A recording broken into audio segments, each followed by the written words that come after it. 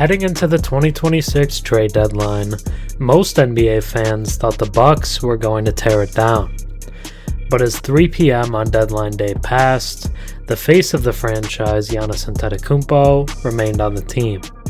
Maybe it was all a narrative pushed by Shams Charania, and they never really planned on moving him. So many would say it was disappointing or a boring deadline for Milwaukee. But actually, it seems to have pushed them into a positive direction. You can feel the vibe has shifted. Since injecting Ousmane, Jiang, and Cam Thomas into the lineup 2 games ago, the Bucks are 2-0, with upset wins against the Magic and Thunder. Cam has brought the same dynamic scoring punch that he showcased in Brooklyn, and is actually smiling now, which is a big change from his time as a net. In their win against the Magic, he finished with 34 points on 60% shooting from the field, doing so in just 25 minutes. He joined Giannis as the only players in franchise history to score that many points in 25 minutes or less played. Both he and Jiang finished as a plus 15 or better in their game against the Thunder. Speaking of Jiang, over those 2 games he's averaging 18 points, 7 rebounds, and 3 assists, while shooting 59% from the field and 57% from 3.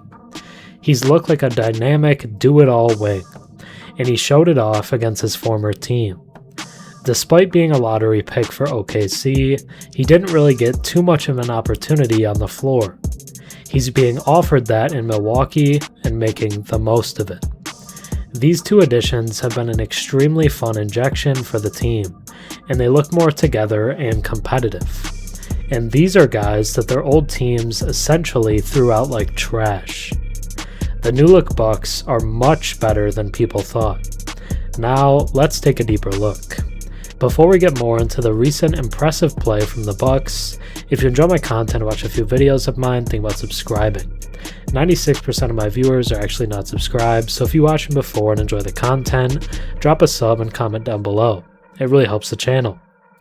Without Giannis, Milwaukee had 2 options. They could attempt to replicate his rim pressure through committee drives and hope for whistles, or they can embrace a stylistic pivot built around spacing, shot creation, and versatility. They chose the latter. Cam Thomas, in particular, changes the geometry of Milwaukee's offense. For years, the Bucks have relied heavily on Giannis collapsing defenses and shooters capitalizing on the attention he draws.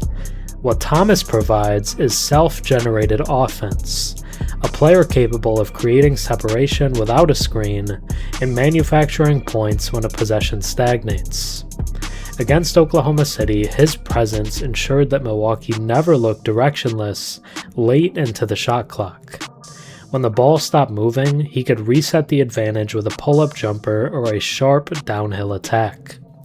That skill may not replicate Giannis' physical dominance, but it replicates something equally valuable in tight playoff games: shot creation under pressure. Thomas does not just score, he relieves structural pressure.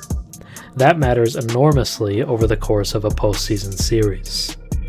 If Thomas represents a new offensive dimension, Ousmane Jiang represents a new connective layer. Jiang's influence is subtler, but arguably just as transformative. His length, defensive instincts, and ability to handle the ball at his size add flexibility that Milwaukee has not consistently possessed on the wing. Against the Thunder, he impacted the game in ways that rarely appear in highlight packages. Deflections that stalled possessions, rotations that erased driving lanes, and cuts that punished ball-watching defenders. What makes Jiang especially valuable is how seamlessly he fits alongside Milwaukee's existing core. He does not require high usage to be effective. Instead, he amplifies what is already there. When the ball swings, he attacks the gap decisively. When a teammate drives, he relocates intelligently. When the defense scrambles, he capitalizes. In a game without Giannis, that connective tissue was essential. Milwaukee did not win because one player replaced the superstar's output. They won because the sum of their parts remained cohesive. Jiang was central to that cohesion and will continue to be going forward. Thanks for watching. I'm Herm. Have a good one.